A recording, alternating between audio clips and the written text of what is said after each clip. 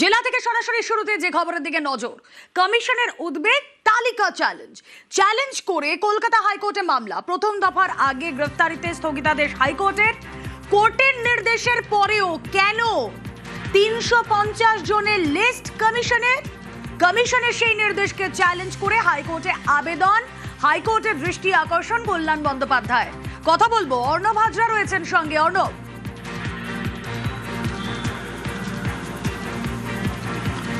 দেখো, মামলা শুনানি শেষ হয়েছে। যে কোনো সময় রাতের মধ্যেই হয়তো এই মামলার কলকাতা হাইকোর্টের ডিভিশন বেঞ্চে নির্দেশে চলে আসবে। এবং এক্ষেত্রে দুটো যে পৃথক তালিকা গতকালই বিজ্ঞপ্তি আকারে জারি করেছে কমিশন, এবং এক্ষেত্রে 142 বিধানসভার দ্বিতীয় ফেজের যে ভোট, সেই ভোট যাতে সুষ্ঠু শান্তিপূর্ণ হয়, কমিশনের যে উদ্যোগ নিয়েছিল সেই উদ্যোগ আদৌ আইনসঙ্গত কিনা তার একটা প্রাথমিক প্রাইমা ফেসি একটা ভিউ অবশ্যই কলকাতা হাইকোর্ট এই নির্দেশনামায় দেবে, এমনটা আশা করা হচ্ছে।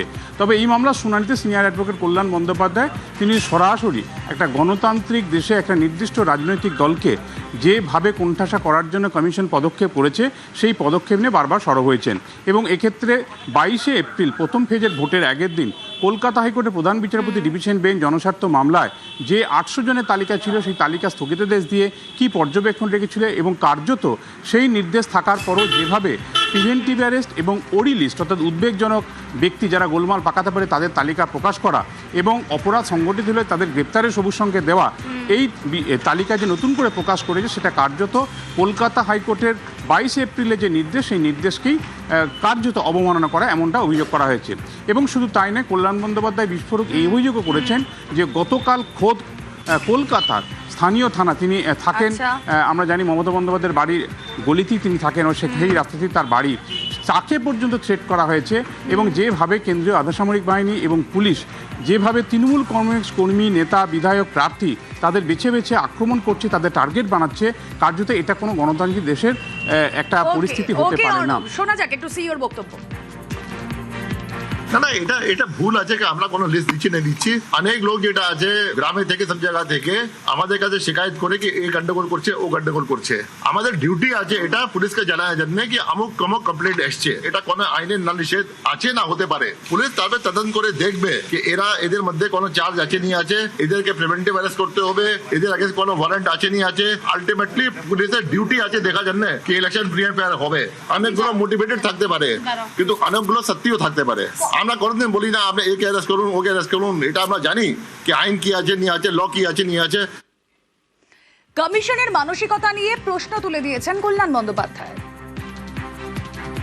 যে নোটিফিকেশনটাকে আমরা চ্যালেঞ্জ করেছিলাম, আগের একটা নোটিফিকেশন হাইকোর্ট স্টে করে দিয়েছিল, 800 লোকের নাম দিয়েছিল যে এদেরকে তুমি করতে পারবে না, টাচ করতে পারবে না যদি না কোনো ক্রিমিনাল কেস থাকে। এরপরেও 27শে এপ্রিল একটা নোটিফিকেশন বার, তাতে সেই লোকগুলোর নাম রইল, প্লাস হচ্ছে 3500 আরো লোকের নাম রইল, প্রায় 4000 4500 লোকের নাম দিয়ে বিভিন্ন কেন্দ্র ধরে ধরে, স্পেশালি ভবানীপুর কেন্দ্রে, সেই কেন্দ্রে ধরে ধরে এদেরকে অ্যারেস্ট করার জন্য বললো, প্রিভেন্টিভ ডিটেনশনের কথা বললো। আমরা যখন কোর্টে মামলা করছি তখন ইলেকশন কমিশন একটা অর্ডার দিল কোর্টকে, যেই ফাইল করলাম সঙ্গে সঙ্গে ব্যাকডেটে ক্যান্সেল করে দিল। ইলেকশন কমিশন বুঝে গেল কিন্তু অর্ডার ক্যান্সেল হতে পারে, মাইন্ডসেট তো ক্যান্সেল হতে পারে না। আর ইতিমধ্যে কমিশনের এই তালিকায় তুঙ্গে তর্জা। প্রথম কথা, সংবিধানে ট্রাবল মেকার বলে কোনো শব্দ নেই। আগের দিন হাইকোর্ট পরিষ্কারভাবে বলে দিয়েছে এই ধরনের ট্রাবল মেকার শব্দবন্ধ ব্যবহার করা যায় না, এইভাবে প্রিভেন্টিভ অ্যারেস্ট করা যায় না। তারপরও এরা এতটা নগ্ন হয়ে গিয়েছে, এদের চেহারাটা বিজেপির কৃতদাসত্ব করতে করতে এরা আবার সেকেন্ড ফেজে সেই কাজ করতে চলেছে। ট্রাবল মেকার কোথায় যায়? জাহাঙ্গীর খানের বাড়িতে যাচ্ছে, জাহাঙ্গীর খান ট্রাবল মেকার। জাহাঙ্গীর খানের বিরুদ্ধে এমন কোনো কেস নেই যেটা জাহাঙ্গীর খান অভিযুক্ত রয়েছে বা বেল নেননি, এরকম কোনো পেন্ডিং কেস এখনো নেই। আমরা যারা প্যাশন থেকে রাজনীতি করি আমরা গুন্ডা, ইলেকশন কমিশন কি প্রমাণ করতে চায়? ঘুরপথে সবাইকে গুন্ডা বানাতে চাইছে। দুষ্কৃতি মানেই পশ্চিমবঙ্গে কোনো না কোনোভাবে তৃণমূলের সঙ্গে যুক্ত। যে কোনো দুষ্কর্ম, সে মহিলাদের ওপরে হোক, সে ব্যাংক ডাকাতি হোক, চাকরি চুরি হোক, কয়লা চুরি হোক, চাল চুরি হোক, যে কোনো ধরনের দুষ্কর্ম সব দরজা গিয়ে তৃণমূলের দরজায় গিয়ে ঠেকেছে এবং সমস্ত সুতো তৃণমূলের হাতে রয়েছে। দুষ্কৃতিকারীরা তৃণমূলই হলে কি দুষ্কৃতিকারীদের ছাড় দেওয়া যাবে না? যে যেখানে আছেন তার বিরুদ্ধে যদি এরকম কোনো ইতিহাস থাকে তাহলে সেইখানে ঐতিহাসিক নজিরবিহীন ব্যবস্থা নেওয়া উচিত, যাতে কিনা ইতিহাসের কোনো রকম পুনরাবৃত্তি না ঘটে।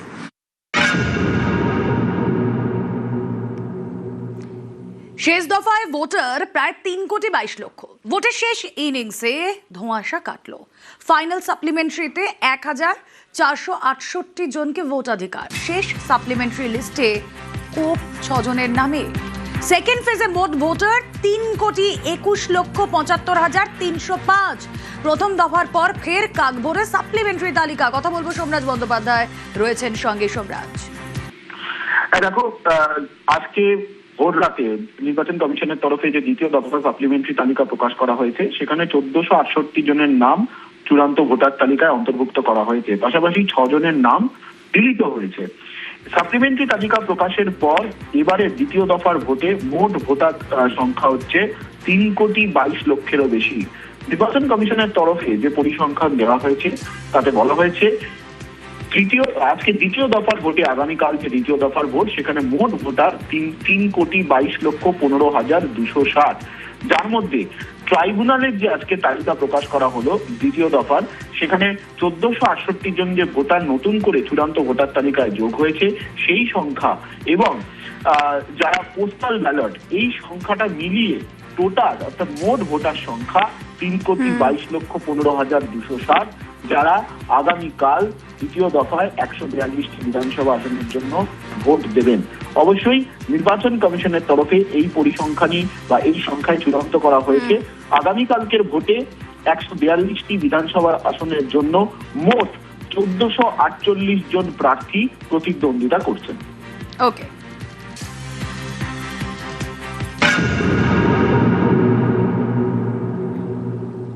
এবার ভোটের দিন এনআইএ কমিশনের নির্দেশে ভোটের ডিউটিতে এনআইএ টিম। দ্বিতীয় দফায় ভোটে 7 জায়গায় ন্যাশনাল ইনভেস্টিগেশন এজেন্সি। ভোটের সতর্কতামূলক ব্যবস্থায় এনআইএ ভাঙড়, কসবায় থাকবে এনআইএ টিম। পাশাপাশি হুগলি, নদিয়া, বারুইপুরেও তারা থাকছে।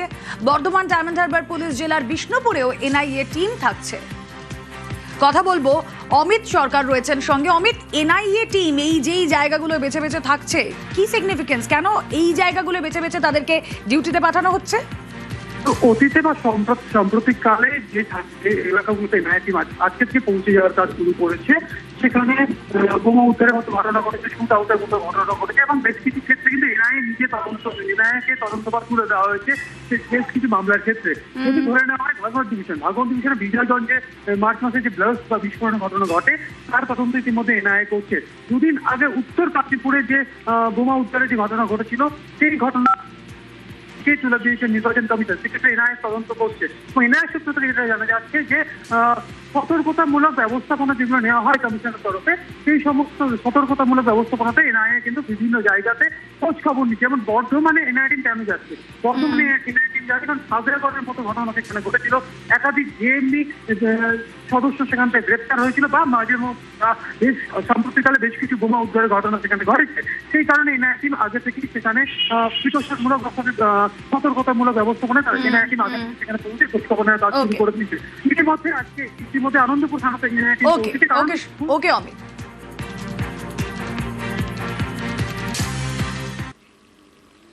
আর এবার বাংলার ভোটে সাঁজোয়া গাড়ি। দ্বিতীয় দফার জন্য প্রস্তুত সাঁজোয়া গাড়ি। ছবি দেখাবো আপনাদের। এবার ভোটে সাঁজোয়া গাড়ি ব্যবহার। নির্বাচন কমিশনের বর্ধমান দক্ষিণে সাঁজোয়া গাড়িতে কেন্দ্রীয় বাহিনী। ভোটে যাতে কোনো অশান্তি না হয় তা রুখতে এই সাঁজোয়া গাড়িতে বাহিনী। স্পর্শকাতর এলাকা যেগুলো, সেখানে সাঁজোয়া গাড়িতে বিশেষ নজরদারি। দ্বিতীয় দফার নির্বাচনে অত্যন্ত স্পর্শকাতর বিধানসভাগুলির অন্যতম বর্ধমান দক্ষিণ বিধানসভা। এখানকার তৃণমূল কংগ্রেস প্রার্থী বর্তমান বিধায়ক, যার নাম রয়েছে কমিশনের অডিট তালিকায় অর্থাৎ গোলমালকারী সম্ভাব্য তালিকায়, সেই বর্ধমান শহরে এই মুহূর্তে দেখা যাচ্ছে সাঁজোয়া গাড়ি তারা কিন্তু ভিজিট করছে এবং একাধিক জায়গা তারা কিন্তু টহল দিচ্ছে। ভিতরে বেশ কয়েকজন জওয়ান রয়েছে এবং সিআরপিএফ এর এই গাড়ি কিন্তু গোটা বর্ধমান শহর চষে বেড়াচ্ছে সুষ্ঠু শান্তিপূর্ণ ভোট করার উদ্দেশ্যে। ক্যামেরা সুমন বসুর সঙ্গে অর্ণব হাজরা, নিউজ 18 বাংলা, বর্ধমান। অজয় পাল শর্মা উত্তরপ্রদেশের আইপিএস অফিসার। তাকে এবার দক্ষিণ 24 পরগনার পুলিশ অবজার্ভার করেছে নির্বাচন কমিশন। সোমবার থেকে তিনি ময়দানে। হ্যাঁ, তারপর তাকে ঘিরে শুরু হয়েছে নানা বিতর্ক। जितने भी लोग हैं अच्छी तरह से समझ लें कि अगर किसी ने बदमाशी करी तो उनका कायदे से इलाज किया जाएगा। फिर अगर कहीं से खबर आ गई कि किसी ने कोई खुराफात करने की, किसी को परेशान करने की कोशिश की है तो फिर उसकी खबर फिर अच्छे से लेंगे हम। ये जहांगीर के घर वाले भी खड़े हैं, उसको बता देना कायदे से। ये बार बार जो खबरें आ रही है कि उसके लोग धमका रहे हैं, तो फिर अच्छे से खबर लेंगे, फिर बाद में रोना पछताना मत। ফলতাই কোনো ঝামেলা হচ্ছে না, অশান্তি হচ্ছে না। অজয় পাল শর্মা এসে শান্ত ফলতাকে গরম করার চেষ্টা করছে। অজয় পাল শর্মা উত্তরপ্রদেশের আইপিএস অফিসার। তাকে এবার দক্ষিণ 24 পরগনার পুলিশ অবজারভারের দায়িত্ব দিয়েছে নির্বাচন কমিশন। সোমবার তিনি ডায়মন্ড হারবার লোকসভা কেন্দ্রের অন্তর্গত ফলতায় যান। প্রথমে যান ফলতা বিধানসভা কেন্দ্রের তৃণমূলের প্রার্থী জাহাঙ্গীর খানের পার্টি অফিসে। এরপর জাহাঙ্গীর খানের পাড়ায়। जहांगीर खान का घर कौन सा है?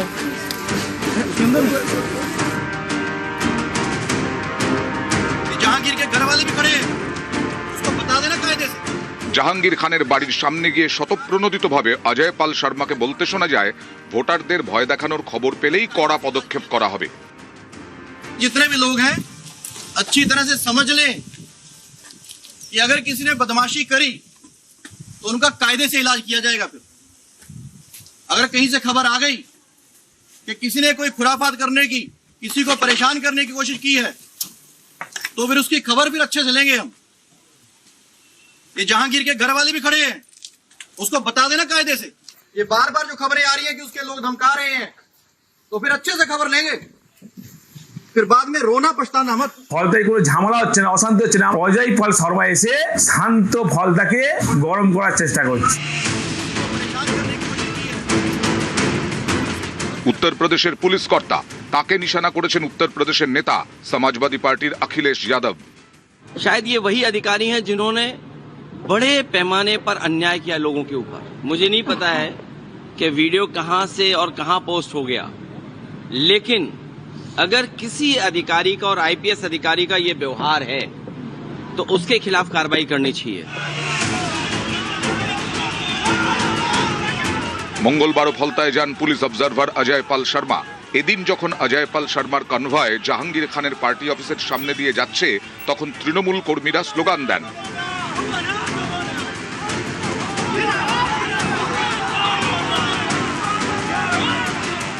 উত্তরপ্রদেশের আইপিএস অফিসার, পশ্চিমবঙ্গে পুলিশ অবজারভার, তার একটি ভিডিও পোস্ট করেছেন তৃণমূল সাংসদ মহুয়া মৈত্র।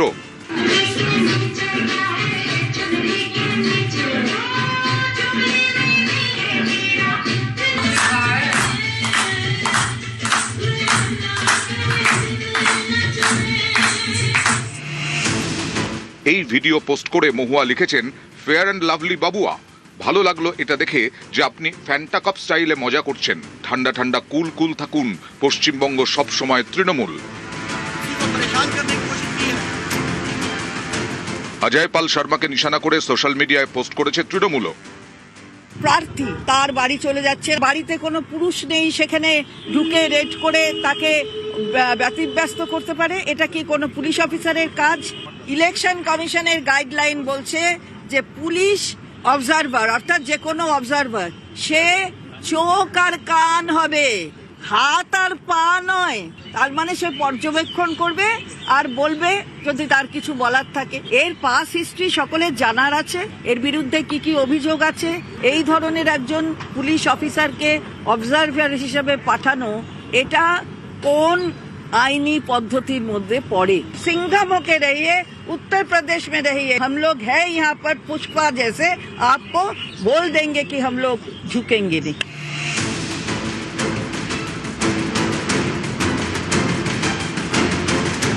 আমাদের নির্বাচনী ব্যবস্থার মধ্যে এই জাহাঙ্গীর, শাহজাহান, আলমগীর এরাই সমস্ত কিছু নিয়ন্ত্রণ করছে। আমরা জেনেও এতদিন কিছু করতে পারিনি। এখন সিংহম, ব্র্যাকঘম কিংবা পুষ্পা এরা সব আসছে। জাহাঙ্গীরের কোনো কথার কোনো উত্তর বিজেপি দেবে না। তার কারণ বিষয়টি বিজেপির সঙ্গে জাহাঙ্গীরের নয়, বিষয়টি নির্বাচন কমিশন এবং জাহাঙ্গীর। নিউজ 18 বাংলা। বাড়ি বাড়ি গিয়ে হুমকির অভিযোগ ডোমজুরের বিজেপি প্রার্থীর বিরুদ্ধে অভিযোগ 4 তারিখের পর দেখে নেওয়ার হুমকি বিজেপি প্রার্থী গোবিন্দ হাজরার বিরুদ্ধে অভিযোগ কমিশনের ভিডিও জমা তৃণমূলের। এরা যা চিটিং মাটিং করেছে না, এই বাড়িতে একটা ব্যবসা আছে, যদি নিজে থেকে দিতেন তাহলে জানতাম যে হ্যাঁ আপনি নিজে থেকে দিয়েছেন। আমি নিজের জায়গা কিনে দান করে গেছি, নিজের টাকায় করেননি, নিজের টাকায় করেননি, নিজের টাকায় করেছেন। কার টাকা করেছি? থাকলে টাকা চুরি করা টাকা মাইতির মতো। আপনি আপনার কথা বলছেন, তাহলে একটা ওই দুধ বিক্রি করে তুমি এত টাকার মালিক বললেন, তাহলে তুমি কি করে? আরে আমি তুমি অন্যজনকে বলছো, আমাদের পরিবেশকে আমাদেরকে বলছো। তুমি আজকে আমাদের শাসক দল থেকে আমাদেরকে লাঠি মেরে শাসক দল চিটিংবাজি করতে কি করবে? চিটিংবাজি করতে তুমি চলে গেলে। চিটিংবাজি ফল হোক, যারা এরকম করতে ভুগতে যাবে 4 তারিখে। বিজেপি প্রার্থী বাড়ি গিয়ে ভোটারদের সন্ত্রস্ত করছে, ভয় দেখাচ্ছে, হুমকি দিচ্ছে। আমরা নির্বাচন কমিশনকে জানানোর পরেও এখনো পর্যন্ত নির্বাচন কমিশন কোনো ব্যবস্থা নেয়নি। আমরা জানি না নির্বাচন কমিশন শুধু একটা দলের জন্য না সব দলের জন্য। অবাধ শান্তিপূর্ণ নির্বাচন, তাদের সব ভোটাররা যাতে নির্বিঘ্নে ভোট দিতে পারে। প্রার্থী যদি ভোটারদের গিয়ে ভয় দেখায়, প্রচার শেষ হয়ে যাওয়ার পর কমিশন কোনো পদক্ষেপ গ্রহণ না করে, সাধারণ ভোটাররা ভীষণ রকম সন্ত্রস্ত হয়ে থাকবে। তাই এই বিষয়ে আমি নির্বাচন কমিশনের দৃষ্টি আকর্ষণ করছি। এত ইলেকশনের এত আবহাওয়া, মানুষের ভোট মানুষ দিতে পারবে, উৎসবের মেজাজে মানুষ আছে, আর সেখানে আমরা কাউকে কেন আমরা শাসক দলের বিরুদ্ধে কথা বলতে চাবো? অভিযোগ তো ভুরি ভুরি এখন শাসক দল মিথ্যা অভিযোগ বারে বারে করছে সরকারে, এটা আমার কিছু বলার নেই। ভোটের আগে উত্তপ্ত হয়ে উঠল হুগলি। বলাগড়ে বিজেপি নেতার গাড়ি ভাঙচুর করা হয়, বিজেপির গাড়িতে টাকা বিলির অভিযোগ, আর পুলিশ টাকা পায়নি বলে দাবি বিজেপি প্রার্থীর। তৃণমূলের বিরুদ্ধে হামলার অভিযোগ বিজেপি।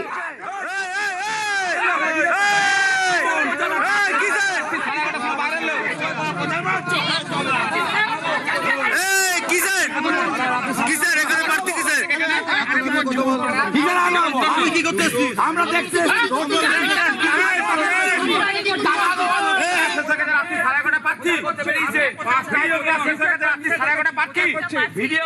তৃণমূল কংগ্রেসের যারা আছেন দুষ্কৃতী বলবেন, যাই বলেন না কেন, সদল বলে দুষ্কৃতীরা এসে আমার ইলেকশন এজেন্ট এবং আমার মন্ডল সভাপতির উপর অ্যাটাক করে।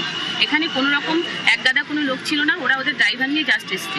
ওরা অভিযোগ তোলে যে আমাদের গাড়িতে টাকা পয়সা আমরা বিলি করতে এসেছি, গাড়ি সার্চ করেছে, আমাদের গাড়িতে কিছু পাইনি।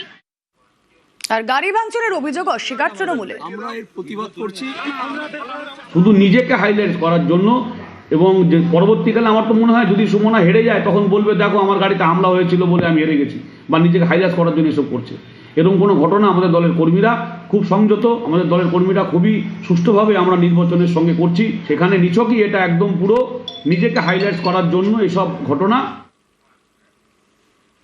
বেলুর থানার ছবি দেখাবো আপনাদেরকে। বালির তৃণমূল প্রার্থীর বিক্ষোভ, তৃণমূল কর্মীদের গ্রেফতারের প্রতিবাদে বিক্ষোভ। গতকাল বালি বিধানসভা এলাকায় টাকা উদ্ধারের গুজব, বিজেপির স্টিকার লাগানো গাড়িতে টাকা থাকার গুজব, গুজবে বিজেপি কর্মীদের মারধরের অভিযোগ, আর মারধরের অভিযোগে গ্রেফতার 3 তৃণমূল কর্মী। 3 তৃণমূল কর্মীকে গ্রেফতারের প্রতিবাদে বিক্ষোভ বালির বিজেপি প্রার্থী। রিসিভ করে দেবেন, তারপর তো ইনকোয়ারি করবেন। ইনকোয়ারি তো করবেন, রিসিভ করার পর ইনকোয়ারি করব। রিসিভ তো আমি মনে বলি কি তাহলে আপনার সঙ্গে বলবো না, দিল্লি থেকে রাজস্থান থেকে লোক এসে বাংলার একটা মেয়েকে, বাংলার একটা বাড়ির মেয়েকে কিভাবে অপমান করতে পারে এই বাংলার মানুষ, তার জবাব দেবে। বিজেপি হচ্ছে ইনাদের মালিক। মানুষ প্রতিবাদ করেছে বিকালবেলা যে ভাই 6টা পরে বাইরের লোক কি করে বসে আছে। পুলিশের অবজারভারদের খারাপ লাগলো, যতদের অব্দি জবাব পাবো না কোথায় আছে আমাদের বুথের কর্মীরা, কেন তুলে নিয়ে গেছে, যদি পাই যে হ্যাঁ এফআইআর করা হয়েছে, ফলস এফআইআর, হাইকোর্টে নিয়ে যাবো। মানুষকে ভোট দিতে দাও, মানুষ নিজের ভোট দেবে, যা রায় হবে সেটা মাথা পেতে আমরা মেনে নেব, কিন্তু তুমি মানুষকে ভোট দিতে দেবে না কেন? তুমি জনগণকে এই চমকাবে, ধমকাবে, ভয় পাওয়াবে, এটা কিন্তু চলবে না। কেন ক্রিমিনালরা এখন বাইরে গিয়ে মানুষকে চমকাবে? প্রত্যেকটা মানুষের মৌলিক অধিকার আছে ভোট দেওয়া, তাদের রাইট আছে, সেই রাইটটাকে কেন কেউ কেড়ে নেবে? আর এদিকে ভোটের আগে থমথমে গোঘাট, গতকাল সংঘর্ষের রণক্ষেত্র গোঘাটের বর্মা গ্রাম। থমথমে এলাকায় পুলিশ কেন্দ্রীয় বাহিনীর রুট মার্চ। গতকাল বিজেপির মিছিলে হামলার অভিযোগ, সংঘর্ষে এখনো পর্যন্ত গ্রেফতার 16।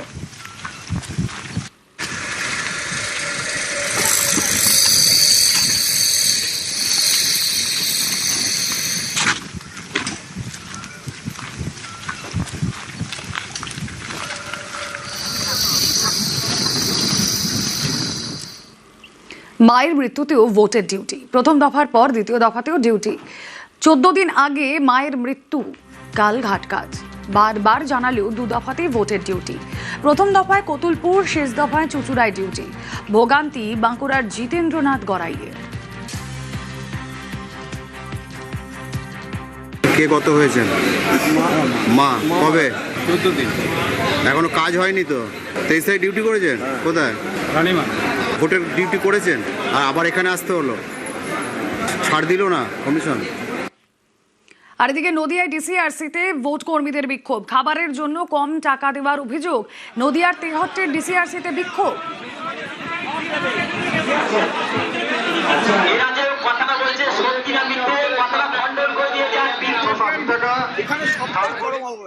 প্রত্যেকটা পোলিং পার্টিতে 170 টাকা কম দেওয়া হয়েছে, খাবার পয়সা কম দেওয়া হয়েছে। তারা বলছে ভিডিও জানে, ভিডিও বলছে আরো জানে, এ জানে, সবাই দোহাই দিয়ে ছাড়ছে। পার্টিকুলার কেউ দায়িত্ব নিচ্ছে না। আমি ফার্স্ট পোলিং আমি 2510 টাকা পেয়েছি, আমি পাবো 2680 টাকা পাওয়ার কথা। তুমি ইচ্ছা যে আমরা যদি এখনো সে টাকা না পাই তাহলে আমরা ভোট করতে যাবো না। টাকাটা প্রত্যেকের কম দিয়েছে। সেকেন্ড পোলিং যেটা দেওয়া ছিল 270 টাকা, প্রত্যেককে 170 টাকা করে খাবারের পয়সা যেটা দেওয়া হয়, প্রত্যেক ট্রেনিং কিছু প্রত্যেক দিনের জন্য 170 টাকা করে দেওয়া হয়। সেই 170 টাকা অ্যালটমেন্টটা ওনারা কাউকেই দেননি। টাকা না পেলে আমরা যাবো না। মহকুমা শাসকের আশ্বাসে বিক্ষোভ উঠে যায়। পোলিং পার্সোনালের একটা ইস্যু ছিল যে তাদের যে ফুল অ্যামাউন্ট সেটা তাদের অ্যাকাউন্টে তারা পায়নি। তো তাদের সাথে আমার কথা হয়েছে এবং এটা নিয়ে আমি বলেছি যে আমরা ডিস্ট্রিক্টে জানাচ্ছি এবং উপযুক্ত ব্যবস্থা নেব। এর যে ডিটেলসটা আছে সেই ডিটেলসটা আমরা রাখছি, যাতে আমরা যত যেভাবে এই প্রবলেমটাকে সলভ করা যায়। একদম শেষ মুহূর্তে ভোটের ডিউটি। পোস্টাল ব্যালটের ব্যবস্থা না করার অভিযোগ। কমিশনের বিরুদ্ধে সরব ভোট কর্মীরা। চুঁচুড়ায় পৌঁছে ক্ষোভ ভোট কর্মীদের। গতকাল রাতে হোয়াটসঅ্যাপে ভোটে যাওয়ার নির্দেশ। ভোটের কাজে খড়গপুর ডিভিশনের রেল কর্মীদের নিয়োগ। প্রশিক্ষণ ছাড়াই ভোটের কাজে নিয়োগের অভিযোগ। কমিশনের বিরুদ্ধে অভিযোগ ভোট কর্মীদের।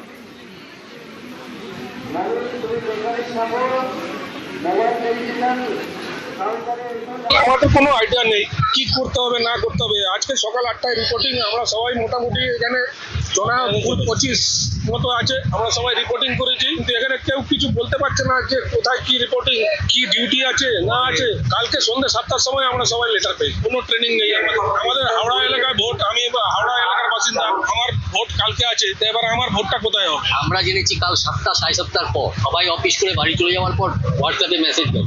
আমাদের কোনো প্রিপারেশন নেই, সকালে উঠে আবার বেরিয়ে চলে এসেছি যে এখানে আসতে হবে, না হলে হবে না। এখন এখানে ভোট দিতে পারবো কিনা তাও ঠিক নেই। পুরো ব্যাপারটা একটা অনিশ্চয়তার মধ্যে থাকছে। এখানে পাঠিয়েছে, এখানে যা করতে হবে তবে আমাদের সেটা করতেই হবে, কিন্তু আমাদের মেন ভোটটা, একটা যে মূল্যবান ভোট, সেই অগ্রাধিকার থেকে আমরা বঞ্চিত হচ্ছি। আমার উলুবেড়িয়া উত্তরের বিধানসভা।